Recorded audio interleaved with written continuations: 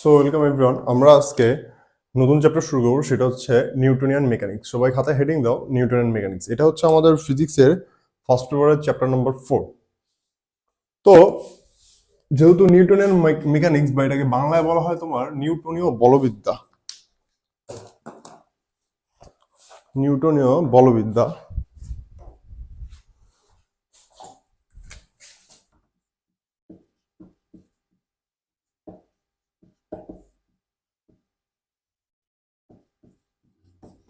তো এই জিনিসটা টপিকটা যেহেতু পড়বো, তো ফার্স্টে আমাদের মেকানিক্স বা বলবিদ্যার ক্লাসিফিকেশন দেখা উচিত। তো লেখো ক্লাসিফিকেশন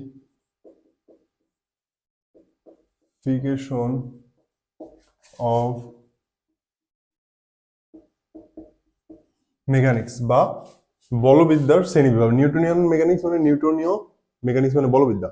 তো ক্লাসিফিকেশন অফ মেকানিক্স মানে বলবিদ্যার শ্রেণীবিভাগ। তো মেকানিক্সকে মোটামুটি ভাবে তিন ভাগে ভাগ করা হয়।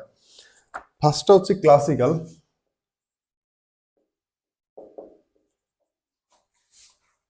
তারপরটা হচ্ছে কোয়ান্টাম, তারপরটা হচ্ছে রিলেটিভিস্টিক।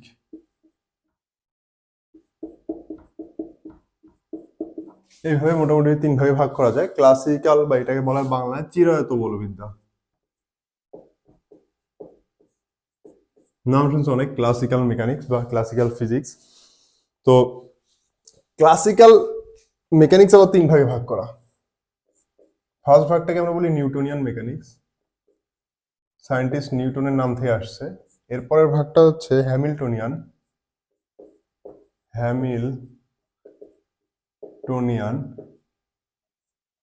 এরপরটা হচ্ছে ল্যাগ্রাঞ্জিয়ান। তো এগুলো সিরিয়ালি আসছে। ধরো নিউটন যখন বাইচা ছিল ওই টাইমে মেকানিক্সের যেসব ফর্মুলা আসছে ওগুলো হচ্ছে তোমার নিউটনের মেকানিক্সের অন্তর্ভুক্ত। তারপর যখন সায়েন্টিস্ট হ্যামিল্টন ছিল তখনকার নিউটনের পরে হ্যামিল্টন আসছে, ও যেগুলো দিচ্ছে ওগুলো হ্যামিল্টনিয়ান। তারপর ল্যাগ্রাঞ্জিয়ান আসছে, ল্যাগ্রাঞ্জ যে ফর্মুলা গুলো দিচ্ছে ওগুলো ল্যাগ্রাঞ্জিয়ান মেকানিক্সের পার্ট। তারপরে আসে কোয়ান্টাম মেকানিক্স আসছে আর রিলেটিভিস্টিক মেকানিক্স আসছে। তো এগুলো সিরিয়ালি আসছে, এইটা তারপর এইটা তারপর এইটা তারপর এটা তারপর এটা।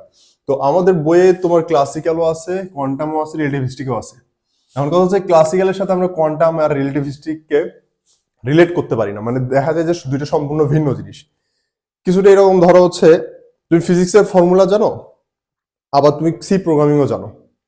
তো ফিজিক্স থেকে কিভাবে সি প্রোগ্রামে আসছে তুমি জানো না, কারণ তোমার এর মধ্যবর্তী ধাপগুলো তুমি জানো না, যে কিভাবে কোডগুলো আমরা লিখি সি প্রোগ্রামে। তোমরা আইসিটিতে যারা সি প্রোগ্রামিং করছো ওরা দেখছো।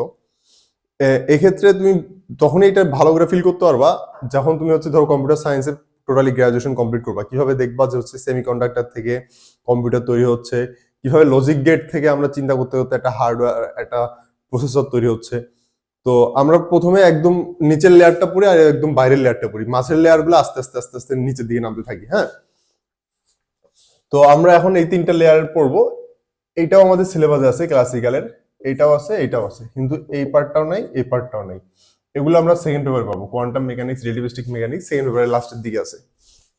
আচ্ছা, তো নিউটনিয়ান মেকানিক্স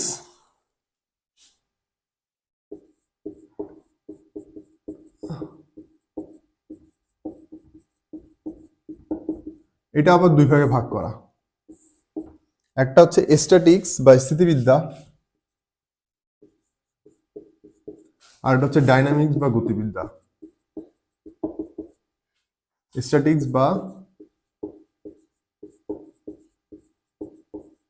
স্থিতিবিদ্যা, ডাইনামিক্স বা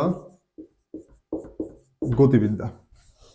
এখন এই স্ট্যাটিক্স, স্থিতিবিদ্যা, ডাইনামিক্স, গতিবিদ্যা এই দুইটা নিয়ে আমাদের আলোচনা আছে। ইভেন ম্যাথমেটিক্স এর মানে তোমাদের হায়ার ম্যাথে সেকেন্ড পেপার, ওখানে দুইটা চ্যাপ্টারই আছে, স্ট্যাটিক্স এবং ডাইনামিক্স। তো স্ট্যাটিক্স এর কাহিনী হচ্ছে বস্তু রেস্টে থাকবে, অবজেক্ট এট রেস্ট। আর ডাইনামিক্সে বস্তু গতিশীল, অবজেক্ট এট মোশন। হ্যাঁ, তোমরা যখন পড়বা তখন বুঝবা।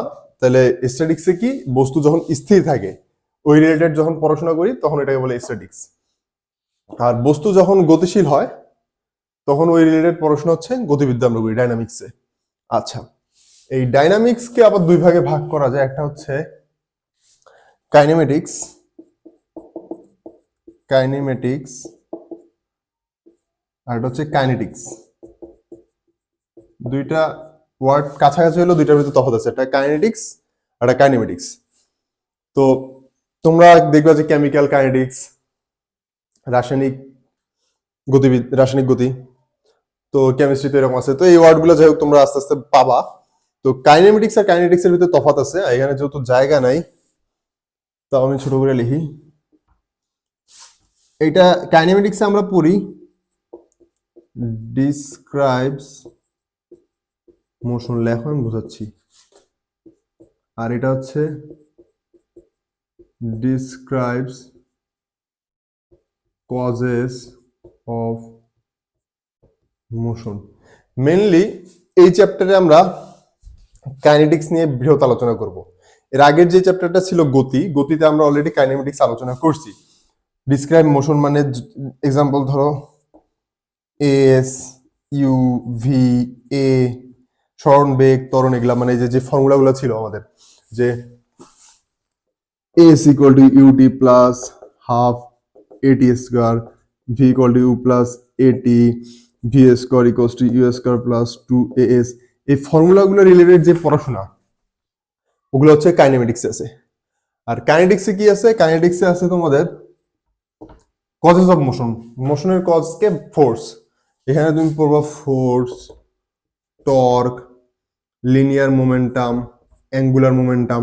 টর্ক কি? টর্ক পরে পাবা টাউ, এই চিহ্নটাকে বলা হয় টাউ, এই যে এই সিম্বলটা এরকম টাউ, এটা হুম টয়ের মতো জাস্ট এই যে এইরকম। হুম এটা হচ্ছে তোমার কৌণিক গতির ক্ষেত্রে বল, এটাই টর্ক। যেমন রৈখিক ভরবেগ, কৌণিক ভরবেগ, এটা কি রৈখিক গতির ক্ষেত্রে ফোর্স, কৌণিক গতির ক্ষেত্রে ফোর্স বলটাকে বলা হয় টর্ক। রৈখিক গতির ক্ষেত্রে ভরবেগ হয়, আর কৌণিক গতির ক্ষেত্রে ভরবেগের রিলেটেড যে রাশিটা ওইটা হচ্ছে এল দ্বারা প্রকাশ করা, এটাকে বলা হয় অ্যাঙ্গুলার মোমেন্টাম বা কৌণিক ভরবেগ। এগুলো নিয়ে আমরা আস্তে আস্তে আলোচনা করবো। তো মোটামুটি তোমাদের একটু ধারণা থাকা দরকার কাইনেটিক্স এবং কাইনেমেটিক্স এর ভিতর তফাৎ কি। তো খুব সুন্দরভাবে তোমরা এগুলো তুলে নাও। তাহলে এই এই কাইনেমেটিক্স রিলেটেড পড়াশোনা আমরা করছি কোথায়? চ্যাপ্টার 3-তে আমাদের, ফিজিক্স ফার্স্ট পেপারের চ্যাপ্টার 3। আর কাইনেটিক্স আমরা পড়বো এই চ্যাপ্টারে, চ্যাপ্টার 4-এ। হুম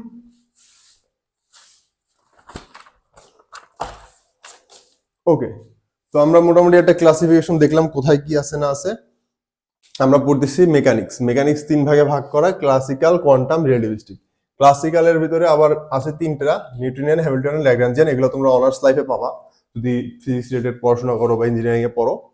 আর নিউটনিয়ানটা তোমরা ইন্টারমিডিয়েটে পড়বা, এটা হচ্ছে ইজি। তো নিউটনিয়ান মেকানিক্স আবার 2 ভাগে ভাগ করা, একটা হচ্ছে স্ট্যাটিক্স আর ডাইনামিক্স। স্ট্যাটিক্স নিয়ে পড়াশোনা হালকা পাতলা এই চ্যাপ্টারে আছে, খুব বেশি নাই, বাট ম্যাথে একদম খুব ভালোভাবে আছে। আর ডাইনামিক্স নিয়ে আমরা পড়তেছি চ্যাপ্টার 3-তে, যেটা হচ্ছে কাইনেমেটিক্স। আর চ্যাপ্টার 4 এখানে পড়বো kinetics. Okay,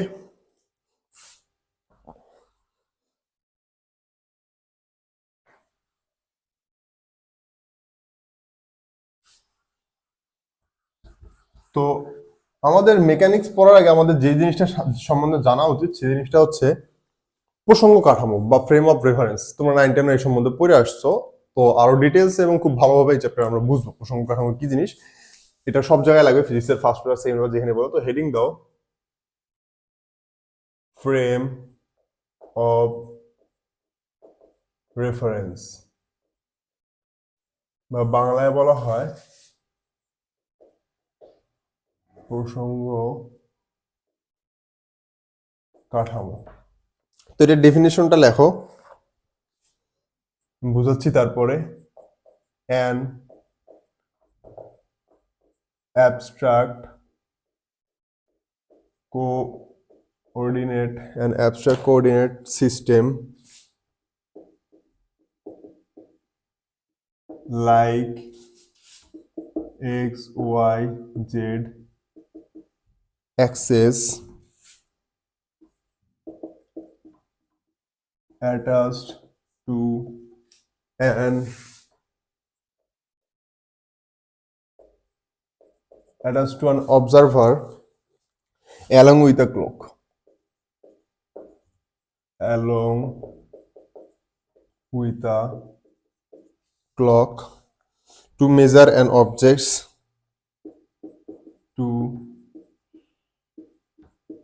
measure an object's position, velocity and acceleration.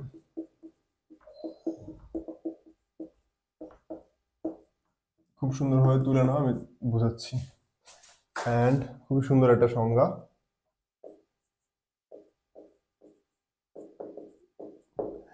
An abstract coordinate system like x, y, z axis attached to an observer along with a clock to measure an object's position, velocity, and acceleration. প্রথমত হচ্ছে abstract মানে কি? তো abstract শব্দটার meaning হচ্ছে কিছুটা হচ্ছে কাল্পনিক বা বিমূর্ত বা মনে মনে কল্পনা করা, যেগুলো হচ্ছে জাস্ট তুমি ফিল করতে পারো বাট রিয়েল লাইফে এক্সিস্ট করে না। এটা হচ্ছে তোমার abstract. Maybe the light is enough.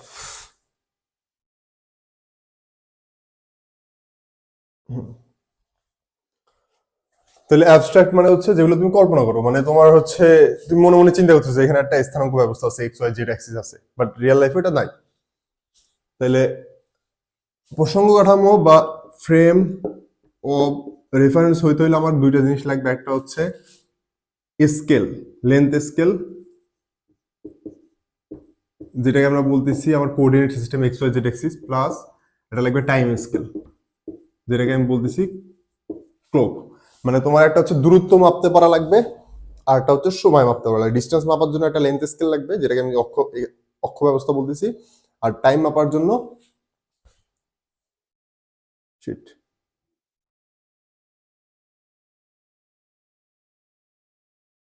R time মাপার জন্য একটা ঘড়ি লাগবে, যেটাকে তোমরা টাইম স্কেল বলতেছি। ওকে, তো ধরো তুমি একটা ট্রেনে জার্নি করতেছো বা একটা বাসে জার্নি করতেছো,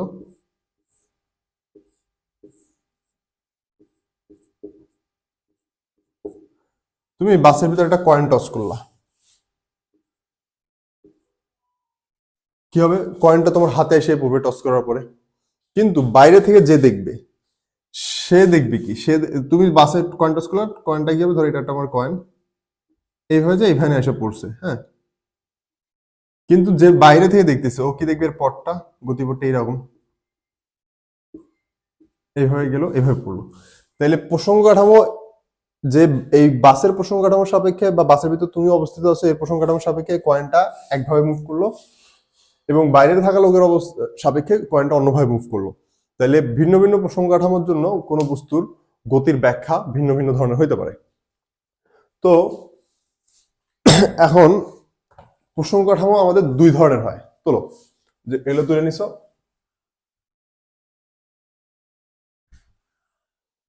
তো এক নম্বর দিয়ে লেখো ইনার্শিয়াল ফ্রেম অফ রেফারেন্স।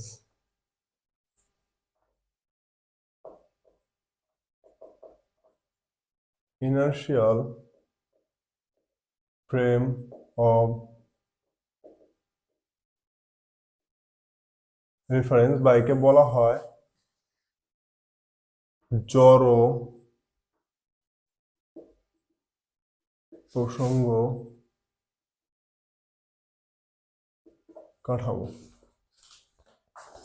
এটার আরো নাম আছে, একে তোমার নিউটনিয়ান অথবা গ্যালিলিয়ান ফ্রেম অফ রেফারেন্সও বলা হয়। কেন বলা হয়? কারণ এখানে নিউটনের যে ফর্মুলাগুলো আছে বা যে গ্যালিলিও যে ফর্মুলা গেছে পরন্ত বস্তুর, এগুলো খুব সুন্দরভাবে খাটে, কোনো সমস্যা হয় না। এখন পরে তাহলে কোনটায় সমস্যা হয় এটা আমরা দেখবো পরে, আপাতত এটা মাথায় রাখবা যে এদেরকে এটা কেন বলা হয়, কারণ এদের ফর্মুলা নিয়ে কোনো সমস্যা হয় না। তো এখানে পয়েন্ট লেখো। তো ইনার্শিয়াল ফ্রেম অফ রেফারেন্স কাদেরকে বলবো? যারা moves at a constant velocity or stationary। তাহলে যারা সমবেগে চলছে অথবা স্থির আছে তাদেরকে আমি বলবো ইনার্শিয়াল ফ্রেম অফ রেফারেন্স। আর এই ইনার্শিয়াল ফ্রেম অফ রেফারেন্স গুলোতে লেখা হচ্ছে নিউটনস লস অ্যাপ্লাই ডিরেক্টলি। এটাই বললাম যে এই ফর্মুলাগুলো কোনো সমস্যা হবে না, এরা আমরা ডিরেক্টলি নিউটনের ফর্মুলাগুলো অ্যাপ্লাই করতে পারবো। নিউটনের কোন ফর্মুলাগুলো? যে গতির ফর্মুলাগুলো, S equals to UT plus half ET square, V equal to U plus AT, V square U square plus 2s, এই যে ফর্মুলাগুলো আমরা জানি এগুলো আমরা ডাইরেক্টলি অ্যাপ্লাই করতে পারি, কোনো সমস্যা হয় না। তারপর যেমন F equals to M A, এই ফর্মুলাগুলো আমরা ইজিলি ইউজ করতে পারি। কিন্তু আমরা এর পরে যে প্রসঙ্গ কাঠামো দেখবো ওইটাতে হয় না। তো আপাতত এই পয়েন্টগুলো তোলো আর মাথায় রাখো যে এই জিনিসগুলো এখানে হয়। আমরা এতদিন যেগুলো পড়াশোনা করছি, যত কিছু পড়ছি, সব ইনার্শিয়াল ফ্রেম অফ রেফারেন্সই পড়ছি। আর একটা ফ্রেম অফ রেফারেন্স আছে, সেটাকে বলা হয় non inertial frame of reference. Non inertial frame of reference.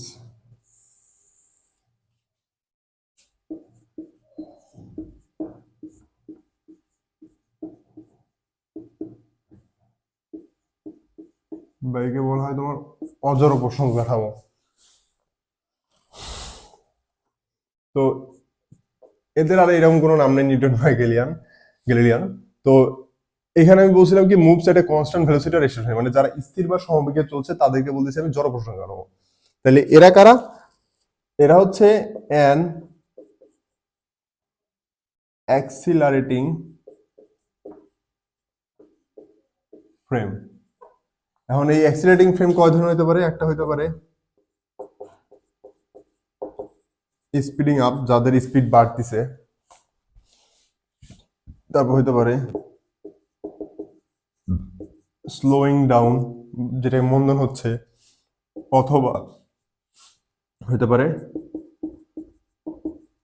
Turning, মানে হচ্ছে যারা ঘুরতেছে। এই তিনটা কেসই হতে পারে। তো তিনটা কেসে এক্সিলারেটিং আপ, স্পিডিং আপে হচ্ছে কি ত্বরণ হচ্ছে, এখানে কি মন্দন হচ্ছে। আর টার্নিং, যখন কোনো বস্তু ঘুরে, ধরো সমবেগী ঘুরতেছে 80 বেগী, কিন্তু এর বেগের দিক তো প্রতিনিয়ত চেঞ্জ হচ্ছে, তার মানে অবশ্যই বেগের দিক চেঞ্জ হওয়া মানে কি ত্বরণ হচ্ছে। কারণ আমরা কি জানি, একটা ভেক্টর রাশির দিক বা মান যে কোনো একটার পরিবর্তন হইলেই ওই ভেক্টর রাশিটার পরিবর্তন হচ্ছে। আর বেগের যেহেতু মান সেম থাকা অবস্থা দিক চেঞ্জ হচ্ছে, তার মানে কি বেগ চেঞ্জ হচ্ছে। কারণ বেগ ভেক্টর রাশি, দিক চেঞ্জ হলে হলো ভেক্টর রাশির পরিবর্তন হয়। আর বেগের পরিবর্তন অবশ্যই হওয়ার জন্য কি ত্বরণ থাকা প্রয়োজন, তার মানে এখানে কোনো ত্বরণ আছে। তো এটাও একটা এক্সিলারেটিং ফ্রেমের উদাহরণ, টার্নিং। তাহলে এখানে আমাদের এই যে নিউটনের ল ডিরেক্টলি অ্যাপ্লাই করতে পারিনি, তাহলে এখানে কিভাবে অ্যাপ্লাই করতে হয় দেখো। Requires adding fictitious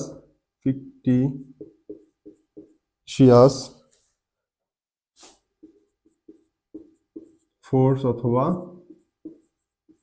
pseudo force. এখন এটা আবার কি জিনিস? এখানে একটা সুডো ফোর্স বা কাল্পনিক ফিকটিশিয়াস বা সুডো, দুইটা একই নাম।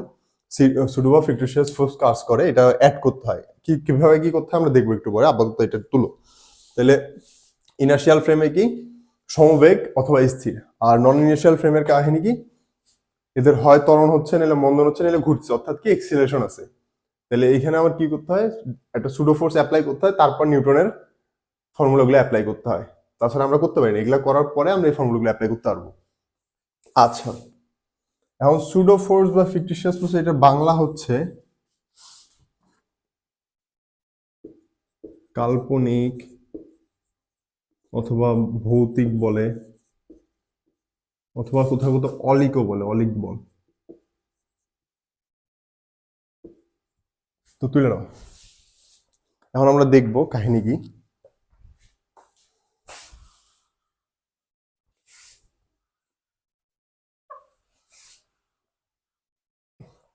তো কিছু এক্সাম্পল দেখি। ধরো একটা লিফট, একটা লিফট, এই লিফটটা এ ত্বরণে উপরে উঠতেছে। হ্যাঁ, তাহলে এই লিফটের ভিতরে থাকা ব্যক্তিটা, এই ব্যক্তিটাও তো এ ত্বরণে উপরে উঠতেছে, তাহলে এই ব্যক্তির প্রসঙ্গ কাঠামোটা কি? এই ব্যক্তি মনে মনে যে অক্ষ ব্যবস্থা চিন্তা করতেছে, ওইটা তো একটা প্রসঙ্গ কাঠামো। ব্যক্তির হাতে ধরো একটা ঘড়ি আছে, একটা স্কেল আছে, তাহলে ব্যক্তি যে প্রসঙ্গ কাঠামোটা, ওই প্রসঙ্গ কাঠামো এই ধরনের মুভ করতেছে, তাহলে এটা কি ধরনের প্রসঙ্গ কাঠামো? এটা আমার নন ইনার্শিয়াল ফ্রেম অফ রেফারেন্স। বা একটা লিফট এ ধরনের নিচে নামতেছে, হ্যাঁ, তো এই ক্ষেত্রে আমার এটা একটা নন ইনার্শিয়াল ফ্রেম অফ রেফারেন্স। বা একটা বস্তু এইভাবে, একটা চাকতি এইভাবে ঘুরতেছে, হ্যাঁ, তো চাকতিতে থাকে কোনো বস্তু, এ কি হয়, ছিটকা যায় না বাইরের দিকে? বা লিফটে যখন উপরে ওঠে তখন ভিতরে মনে হয় না যে উপরে থেকে একটা টান পাচ্ছি, নিচের দিকে একটা পুশ পাচ্ছি, আবার যখন লিফট নিচে নামে মনে হয় না যে উপরের দিকে একটা পুল পাচ্ছি। এখানে যখন একটা বস্তু থাকে, ধরো তুমি ঘুরতেছো কোনো নাগর দিলে, মনে হচ্ছে না পিছনের দিকে তুমি ছিটকে যাবা। তো এই ফোর্স গুলো যে যে ভৌতিক একটা বল ফিল করো, এটাই হচ্ছে ভৌতিক বল বা হচ্ছে সুডো ফোর্স। ধরো সাপোজ আমি এই রুমটাতে আছি, হ্যাঁ, আমি এই রুমটাতে এখন চুপচাপ দাঁড়িয়ে আছি, আমি ক্লাস নিচ্ছি, হঠাৎ করে এই বিল্ডিংটা ধরে ধরো সুপারম্যান এসে টান দিল, সুপারম্যান আসলে বিল্ডিংটা ধরে টান দিল, তাহলে কি বিল্ডিংটা, এখন আমি বর্তমানে দাঁড়ায় আছি এই রুমে, রুম স্টেশনারি, আমি কি দেখবো যে আমার, তাহলে আমি ফ্রেম অফ রেফারেন্স কি, ইনার্শিয়াল ফ্রেম অফ রেফারেন্স, এখানে আমি এই বস্তুটা নিক্ষেপ করতেছি, আমি এখানে নিউটনের সূত্রে ইজিলি অ্যাপ্লাই করতে পারতেছি। বা কোনো বস্তু, নিউটনের সূত্র কি বলে যে বাহ্যিক বল প্রয়োগ না করলে স্থির বস্তু স্থির থাকবে। যেমন ধরো আমার এই ডাস্টারটা এখানে স্থির আছে, হ্যাঁ, এখন হঠাৎ করে ধরো সুপারম্যান এসে বিল্ডিংটা ধরে টান দিল, কি হবে? আমিও পড়ে যাবো, বা আমি এই রুমের দুই চারটা জিনিসপাতি পড়ে যাবে না? কিন্তু আমি তো দেখতেছি কেউ তো কোনো বল প্রয়োগ করে নাই। ধরো এখানে আমার এই যে টেবিলের উপরে জিনিসপাতি আছে, টেবিলে একটা কলমদানি আছে, তো যখন নর্মাল অবস্থায় ওইটা কলমদানিটা তো এখানে স্থির থাকবে, কারণ কেউ বল প্রয়োগ করতেছে না। কিন্তু যখন নিউটন এসে বিল্ডিংটা টান মারবে, তখন কি একটা ত্বরণ হবে বিল্ডিংটার, তাই না? বল প্রয়োগ করছে যেহেতু ত্বরণ হবে, তাহলে ত্বরণ হলে কি কলমদানিটা টেবিল থেকে পড়ে যাবে বা নড়বে। তাহলে এটা কেন হচ্ছে? এইটাই হচ্ছে সুডো ফোর্স, ভৌতিক বল। আমি ভাববো যে কোনো ভূত টানতেছে, ধরো আমি বাইরে দেখতেছি না যে কোনো সুপারম্যান টানতেছে, তাহলে আমি কি ফিল করবো, যেটা ভূত এসে টানতেছে। বা ধরো তুমি একটা গাড়িতে আসো, হঠাৎ করে গাড়িটা ব্রেক করলো, ব্রেক করলে কি গাড়িতে তুমি একটা সামনের দিকে পুশ পাও না? তো তুমি ধরো জানো না যে তুমি গাড়িতে আছো, তুমি কি ভাববা যে তোমাকে ভূত ধাক্কা দিল? তো এই জন্য এটার নাম আসছে ভৌতিক বল বা সুডো ফোর্স বা ফিকটিশিয়াস বল বা কাল্পনিক বল। ওকে, তো আমরা এখন সুডো ফোর্স নিয়ে হালকা পড়াশোনা করব। খুবই ইম্পর্টেন্ট সুডো ফোর্স। সুডো ফোর্সে অনেক ম্যাথ আছে আমাদের লেভেলে। তো হেডিং দাও সুডো ফোর্স বা ভৌতিক বল।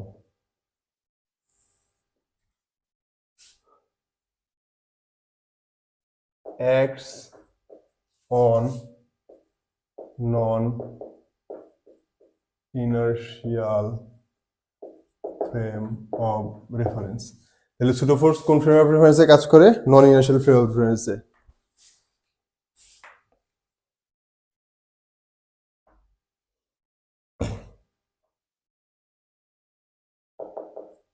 Direction is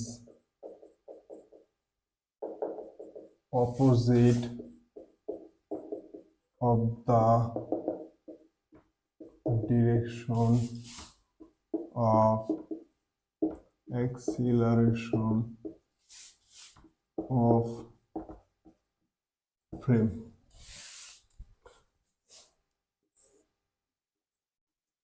ধরো একটা গাড়ি 5 মিটার/সেকেন্ড স্কয়ার ত্বরণে সামনের দিকে যাচ্ছে, হ্যাঁ, গাড়ির ভিতরে একটা বস্তু আছে, হুম, তাহলে এই সুডো ফোর্সটা কোন দিকে লাভ করবে? এই দিকে, বিপরীত দিকে। এটাই বলছে direction is opposite of the direction of acceleration of frame. তারপর লেখো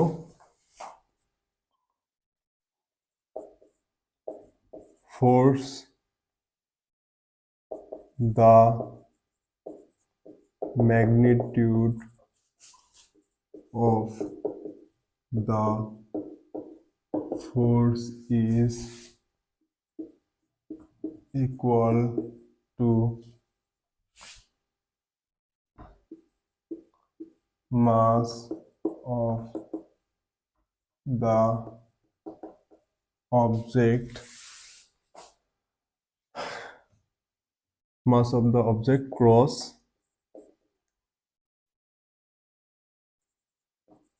magnitude of,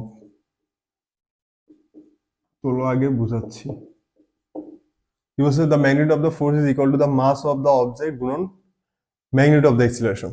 এটা কি, ধরো এই গাড়িটার ভর 100 কেজি, হ্যাঁ, এই বস্তুটার ভর 5 কেজি। তাহলে এখন আমি সুডো ফোর্স বের করতে হবে, তাহলে এফ পি মানে সুডো ফোর্সের মান বের করব। তাহলে আমি 5 কেজি ভরের বস্তুটার উপরে সুডো ফোর্স বের করতে যাচ্ছি। তাহলে কি বলছি, equal to the mass of the object গুণন মাস অফ দ্য অবজেক্ট, ভর কত 5, ম্যাগনিটিউড অফ দ্য অ্যাক্সিলারেশন কত 5, 25। এখন আমার ধরো এখানে আরেকটা বস্তু আছে, এখানে আরেকটা বস্তু আছে 3 কেজির। তাহলে 3 কেজির উপরে সুডো ফোর্স কত, এফ এটা P5 দিলাম, এফ P3, 3 কেজির উপরে সুডো ফোর্স কত হবে 3 গুণন 5, 15। দেখছো দুইটার উপরে সুডো ফোর্সের মান কিন্তু আলাদা, তো এটা খুবই ইম্পর্টেন্ট, মাথায় রাখবা যে অ্যাক্সিলারেশনটা সেম হয়, প্রত্যেকটা বস্তু অ্যাক্সিলারেশন সেম হবে এই ফ্রেম অফ রেফারেন্সে অবস্থিত, কিন্তু সুডো ফোর্সের মান ভিন্ন ভিন্ন হবে প্রত্যেকটা বস্তুর জন্য, কারণ এই সুডো ফোর্সের মানটা ওই বস্তুর ভর গুণন ত্বরণের উপর ডিপেন্ড করে। তো যার ভর বেশি তার ক্ষেত্রে সুডো ফোর্স বেশি, যার ভর কম তার ক্ষেত্রে সুডো ফোর্স কম। খুব ইম্পর্টেন্ট কনসেপ্ট কিন্তু এটা। তাহলে এর ক্ষেত্রে আর এর ক্ষেত্রে সুডো ফোর্স ভিন্ন হচ্ছে, তাহলে এর ক্ষেত্রে হচ্ছে 25, এর ক্ষেত্রে হচ্ছে 15, 25 নিউটন 15 নিউটন, কারণ কি এর ভর 5 কেজি এর ভর 3 KG. Okay, clear? I hope clear তোমাদের।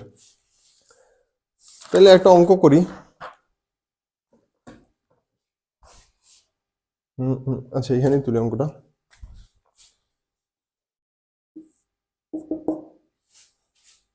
বলা হচ্ছে একটা গাড়িটাতে একটা পেন্ডুলাম ঝুলানো ছিল, হ্যাঁ, গাড়িটা 9.8 মিটার পার সেকেন্ড স্কয়ার ত্বরণে এদিকে মুভ করতেছে। ফলে পেন্ডুলামটা উলম্বের সাথে থিটা কোণ তৈরি করছে, হ্যাঁ, উলম্বের সাথে থিটা কোণ তৈরি করছে। তো বলা হচ্ছে এই থিটা কোণের মান কত। কোশ্চেনটা কি বুঝছো, ধরো একটা গাড়ি যদি এদিকে যায় তাহলে কি এই পেন্ডুলামটা এদিকে একটা ফোর্স লাভ করে, ফলে এইভাবে ছিটকে আসবে না। দেখো না কোনো খেয়াল না করলে এক্সপেরিমেন্ট করে দেখতে পারো, বাসের ভিতরে কোনো একটা কিছু ঝুলাই দিলা, যখন বাস মুভ করবে দেখবে যে বস্তুটা এইদিকে সরে আসতেছে। তো এই ধরনের বাসটা হচ্ছে এই কনস্ট্যান্ট ত্বরণে মুভ করতেছে, তাহলে এই কোণটা থিটা কত হবে। এখন অ্যাপ্লাই করি দেখি। তো দেখো এই পেন্ডুলামটার উপরে সলিউশন দেখাচ্ছি, এই পেন্ডুলামটার উপরে নেট ফোর্স কত। পেন্ডুলামটার উপরে আমার এই অবস্থা আছে পেন্ডুলামটা, তাই না,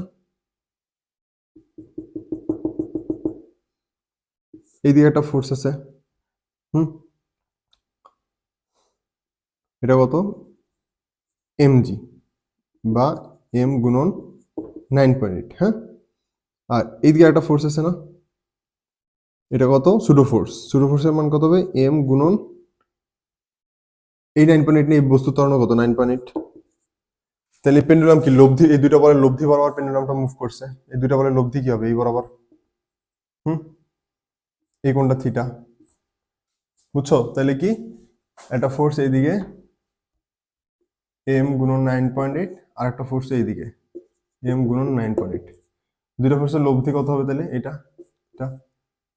তাহলে এই কোণটা কত হবে tan থিটা, যদি আমি অ্যাপ্লাই করি tan থিটা সমান কি লম্ব বাই ভূমি, তাহলে m গুণন 9.8 ভাগ m গুণন 9.8 ইকুয়াল টু 1, তাহলে থিটা কত 45 ডিগ্রি।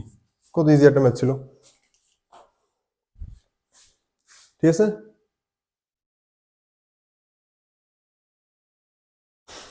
আশা করি বুঝছো ম্যাথটা, তুলে নাও ম্যাথটা।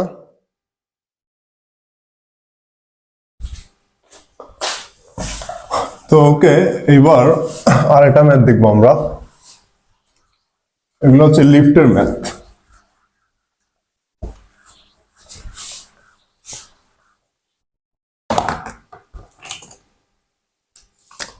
তো কোশ্চেনটা তোলো, সেটা হচ্ছে একটা লিফট,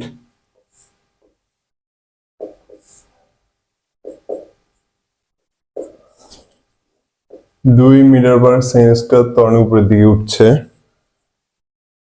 বলা হচ্ছে লিফটের ভূমি থেকে 2 মিটার উচ্চতায় এম ভরের একটা বস্তু আছে যেটা রেস্ট মানে স্থির আছে, স্থির অবস্থায় আছে। 1 নম্বর কোশ্চেনটা হচ্ছে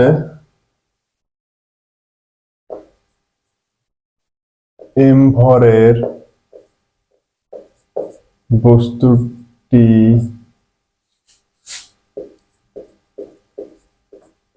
ভূমিতে পড়তে কত সময় নিবে? এই কোশ্চেনটা করো, এটা একটাই। এম ভরের বস্তুটি ভূমিতে পড়তে কত সময় নিবে?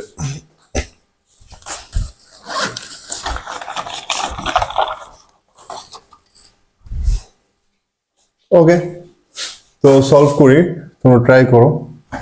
আচ্ছা, নর্মালি যদি হইতো তাহলে কি হইতো? এটা বস্তু আছে ভূমি থেকে 2 মিটার উচ্চতায়, তাহলে এর আদিবেগ 0, সরণ কত? যেহেতু নিচের দিকে পড়ছে 2 মিটার, তাহলে সরণ -2। ত্বরণ কত? -9.8, যেহেতু নিচের দিকে কাজ করতেছে ত্বরণ। তাহলে আমরা ফর্মুলা কি অ্যাপ্লাই করতাম? s = ut plus half a t square. এই ফর্মুলা অ্যাপ্লাই করতাম, এখানে s এর মান বসাইতাম, সবকিছুর মান বসাইতাম, বসায় টি বের করতাম। ওকে, বাট এই কেসে আমরা বস্তুটা আমাদের কি ফ্রেমে অবস্থিত?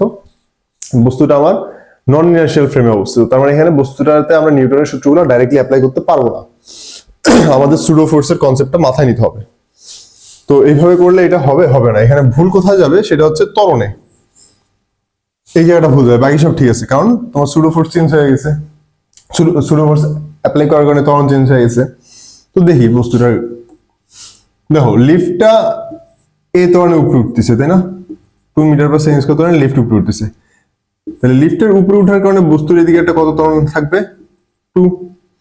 আর গ্র্যাভিটির কারণে এদিকে একটা কত ত্বরণ আছে? 9.8। তাহলে লব্ধি ত্বরণ কত? n = -2 -9.8, দুইটা নিচের দিকে -11.8। তার মানে এখানে আমার a এর মান ইউজ করতে হবে 11 -11.8। তাহলে আমাদের অ্যান্সার হবে, তাহলে -2 = 0 প্লাস হাফ -11.8 টি স্কয়ার। যদি এই যে প্লাস মাইনাসের কাহিনী না বুঝো তাহলে তোমার গতির অধ্যায়ের ম্যাথগুলো দেখতে হবে। এখানে আমরা শিখেছি যে কোনটা প্লাস হয় কোনটা মাইনাস হয়। আমরা হচ্ছে উপরের দিকটাকে প্লাস ধরি এবং নিচের দিকটাকে মাইনাস ধরি, যেহেতু সরণ নিচে দিয়ে হচ্ছে সরণ মাইনাস, যেহেতু ত্বরণ নিচে দিয়ে কাজ করছে ত্বরণ মাইনাস, আদিবেগ তো 0, এখানে প্লাস মাইনাসের কোনো কনসেপ্টই নেই। তাহলে এখান থেকে আমি টি এর মান বের করলে পাবো টি ইকুয়ালস টু মাইনাস মাইনাস বাদ যাবে, তাহলে টি ইকুয়ালস টু 4/11.8 এটা করো, করলে আমাদের অ্যান্সার চলে আসবে। ওকে, এটা একটা ম্যাথ গেল, এরপর আরেকটা ম্যাথ করব। এইবার পরের ম্যাথটা, এবার লিফটটা হচ্ছে 2 মিটার পার সেকেন্ড স্কয়ার ত্বরণের নিচের দিকে নামতেছে। সেম কোশ্চেন যে এম ভরের বস্তুটি ভূমিতে পড়তে কত সময় নেবে। ওকে, তো এইবারও তো আমাদের ত্বরণ বের করতে হবে, তাই না? বাকি সব সেম। তাইলে এটা আমাদের বস্তু, লিফট কি করতেছে? নিচে নামতেছে। তাহলে এবার সুডো ফোর্স উপরের দিকে কাজ করতেছে, আমরা সুডো অ্যাক্সিলারেশন এটা উপরের দিকে, আর নিচের দিকে তো গ্র্যাভিটির জন্য অলওয়েজ থাকবে। তাহলে এ নেট কত হচ্ছে? +2 -9.8, এটা উপরের দিকে জন্য +2, এটা নিচের দিকে -7.8। তাহলে এখানে অ্যাক্সিলারেশন মান কত আসবে? a = -7.8। হ্যাঁ, এখানে 11.8 এর জায়গায় 7.8 আসবে, এখানে 11.8 এর জায়গায় 7.8 আসবে। তাহলে এটা করলে যত আসবে তত এটার অ্যান্সার। তুলে নাও একটা।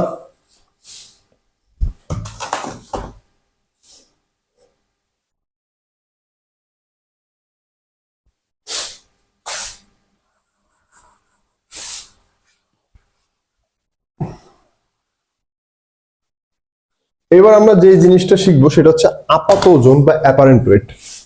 হেডিং দাও,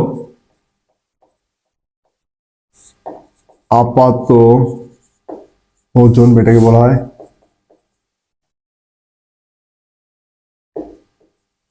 অ্যাপারেন্ট ওয়েট। এটা আবার কি জিনিস? আচ্ছা, নর্মালি ওজন কিভাবে আমরা মেজার করি? ওজন মেজার করি হচ্ছে আমাদের ভরকে গ্র্যাভিটি দ্বারা গুণ করে। ধরো আমি কোনো ওয়েট মেশিনে দাঁড়াচ্ছি, ধরো এটা আমার একটা ওয়েট মেশিন। এই ওয়েট মেশিনের উপর আমি দাঁড়ায় আছি। তাহলে এই ওয়েট মেশিনটা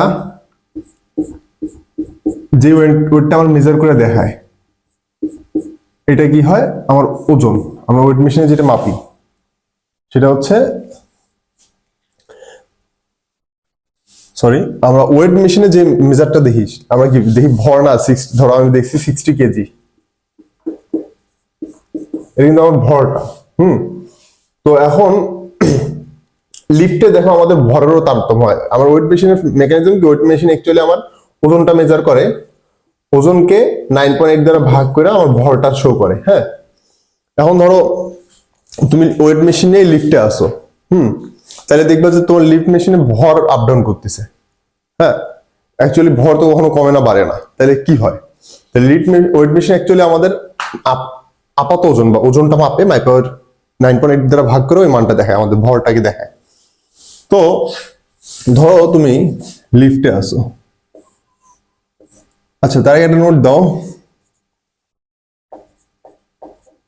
অভিলম্ব প্রতিক্রিয়া বলই হলো আপাত ওজন। এখন এই অভিলম্ব প্রতিক্রিয়া বল কি? ধরো কোনো তলে, একটা তল, একটা বস্তু আছে, হ্যাঁ, তো এই বস্তুর উপরে এইদিকে বল আছে কত? mg।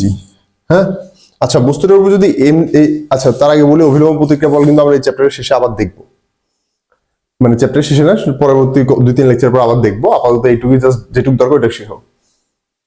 তো বস্তুটা কি নিচের দিকে mg বল লাভ করতেছে, তাহলে বস্তুর উপরে নেট ফোর্স কি mg? না, বস্তুর উপরে নেট ফোর্স 0।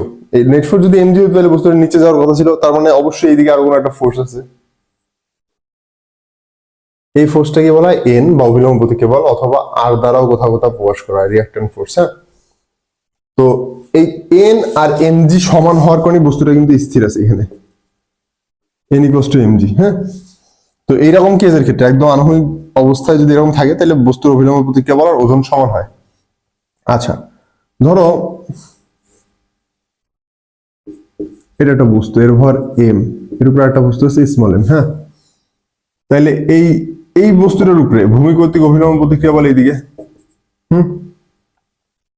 তো ভূমি কি দেখবে এই বস্তুটার উপরে কতটুকু এন দিচ্ছে? দেখো এইবার এন হবে কত? নিচের দিকে একটা আছে কি স্মল mg, আর একটা আছে কি ক্যাপিটাল mg। তাহলে mg প্লাস স্মল mg, এগুলো না বুঝলে সমস্যা নাই, পরে আবার শিখবা।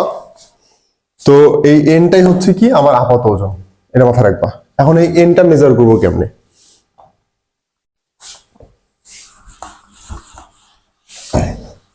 তাহলে আমরা কি শিখলাম? অভিলম্ব প্রতিক্রিয়া বলি আপাত ওজন। তাহলে ধরো লিফট এ ত্বরণে উপরে উঠতেছে, লিফটের উপরে একটা বস্তু আছে। হ্যাঁ, তাহলে এই বস্তু কি এইদিকে একটা এ ত্বরণ লাভ করবে, আর এইদিকে আছে কি জি, তাই না? তাহলে এই বস্তু যদি আমি ফ্রি বডি ডায়াগ্রাম মানে বস্তু যদি আলাদাভাবে আর্ট করি, তাহলে একটা আছে কি mg, একটা আছে কি ma, এটা ছোট ফোর্সটা যেটা, আর এদিকে আছে কি n। তাহলে যেহেতু বস্তুটা স্থির আছে, তার মানে আমি বলতে পারি এই তিনটা লব্ধি শূন্য, তার মানে plus n minus mg minus ma equals to 0। অতএব n equals to mg plus ma equals to m common নিলে g প্লাস a। তাহলে এটাই কি আপাত ওজন লিফট যখন উপরে উঠে। তাহলে এটা হচ্ছে কেস 1। কেস 2, লিফট যখন নিচে নামে এই ধরনে। হ্যাঁ, তাহলে কি এবার ছোট ফোর্সটা কোন দিকে? উপরের দিকে না, ma, আর এদিকে কত mg, আর এদিকে আরেকটা আছে অভিলম্ব প্রতিক্রিয়া বল। হ্যাঁ, অভিলম্ব প্রতিক্রিয়া বল সর্বদা উপরের দিকে, তলের সাথে লম্বভাবে উপরের দিকে ক্রিয়া করে।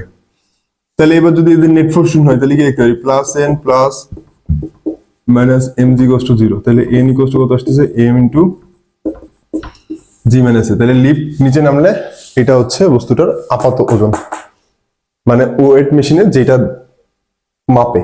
হ্যাঁ, ওকে।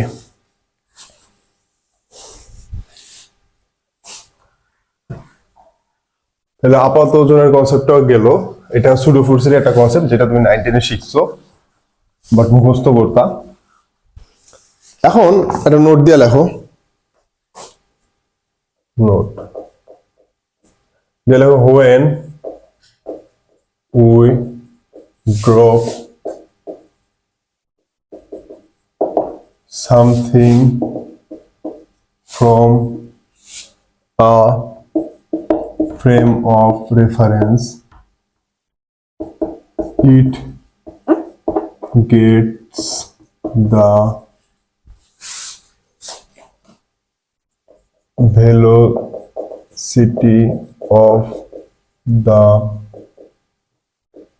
frame at that time, but it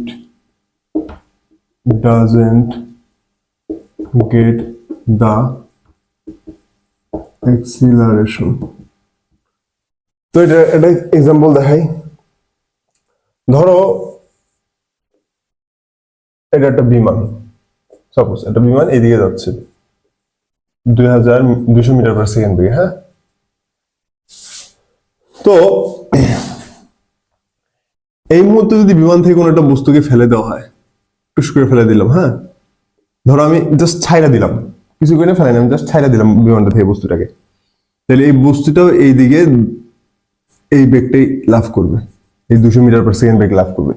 কিন্তু এর গতিপথটাই যে এরকম হয়, কারণ কি ওই যে নিচের দিকেও আমরা প্রাসে এটা পড়ছি যে নিচের দিকেও একটা থাকে, তাহলে এর আদি বেগ কি, এই বস্তুটার আদি বেগ ওই 200 মিটার পার সেকেন্ডই হয়।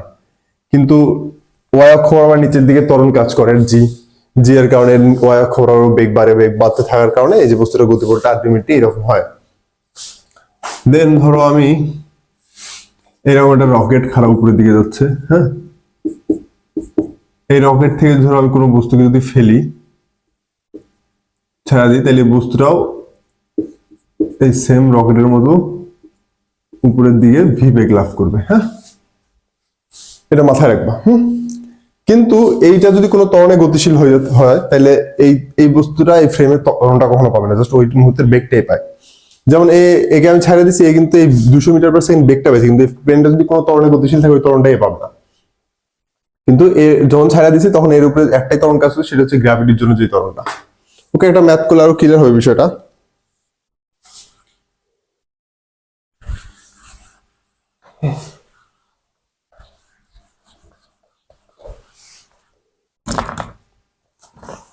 তো কোশ্চেন হলো an air balloon starts moving upwards with zero initial velocity. এই ক্লাস নিচ্ছি, ক্লাস নিচ্ছি।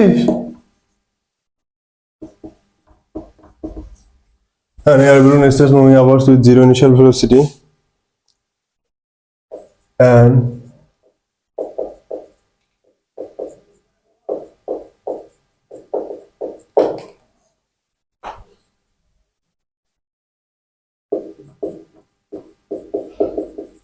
a particle is dropped from the balloon after 2 seconds.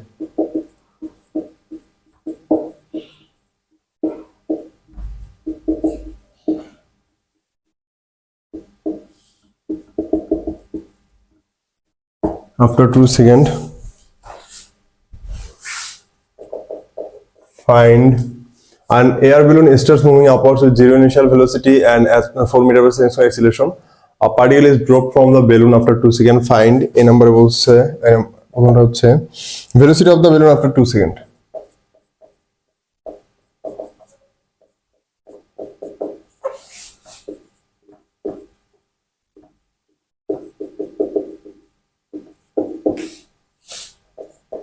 দুই নম্বরে বলছে distance traveled by the balloon after 2 seconds.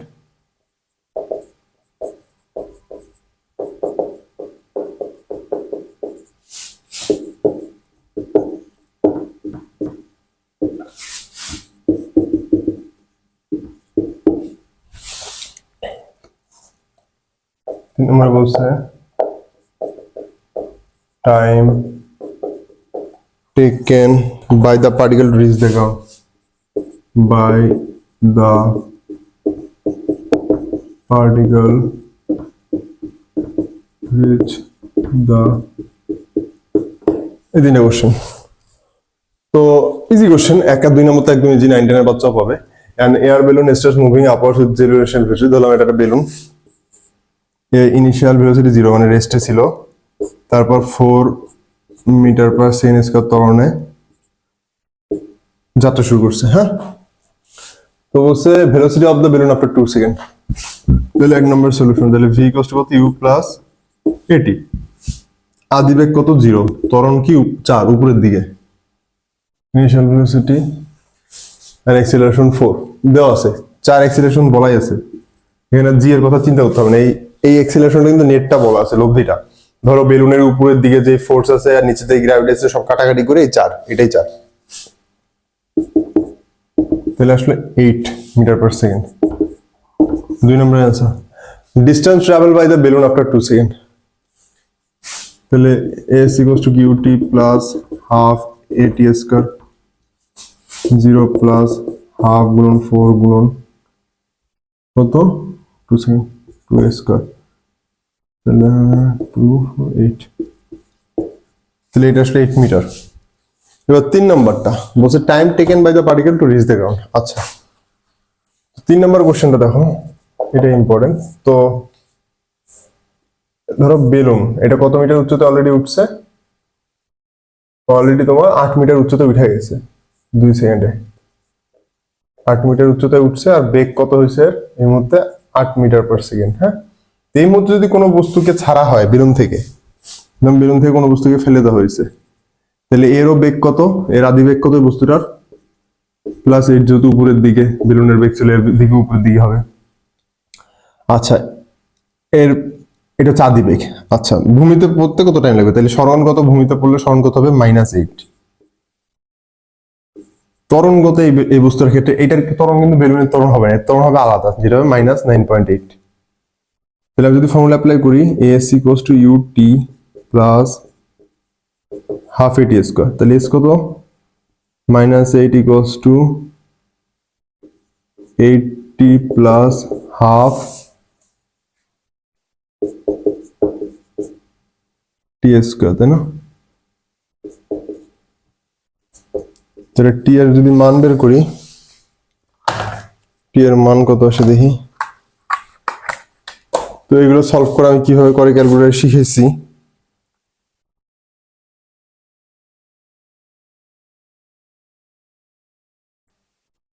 ইকুয়েশনে যেতে হবে ইকুয়েশনে যা বহুপদী দ্বিঘাত তাহলে আমি যদি এটাকে এই সাইডে নিই তাহলে যাই হোক তোমরা পারো তো ক্যালকুলেটর সলভ করতে না পারলে আমার গতিবিদ্যা লেকচার দেখবা